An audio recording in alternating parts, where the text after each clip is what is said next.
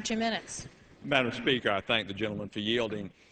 We hear from the other side that we're here 8, 10, 12 times for the children. And certainly we are. On both sides of the aisle, we are here for the children, but we're here for the needy children. And that's what we did a month ago in enacting, in almost unanimous fashion, Senate Bill 2499, which expands this SCHIP program for 18 months, and not only expands it, but increases the spending almost 20%, some $800 million additional dollars to cover, yes, these children that President Bush said he was determined to cover.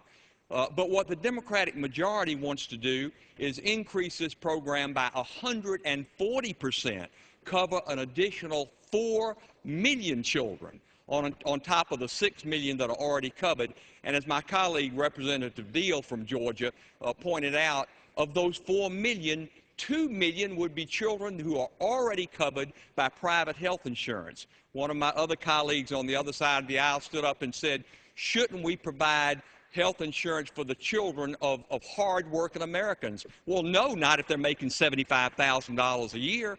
We're going to come back to this floor in the next week or two with a $150 billion economic stimulus package to get us out of a recession. We need the money for that, so we don't want to be squandering money to provide health insurance for those who can afford to do it for themselves. I think the program that we have enacted on a bipartisan way said it all, and if we wanted to have this override of the President's veto of this bloated program that the Democrats proffered, increasing the spending by $35 billion just so you can cover 4 million additional children, half of whom do not need that government help, then we should have had that override vote a month ago. The reason we're doing it today is for political reasons in anticipation of embarrassing the President prior to the State of the Union address next week. It's pure and simple politics. Reject this vote, and I yield back.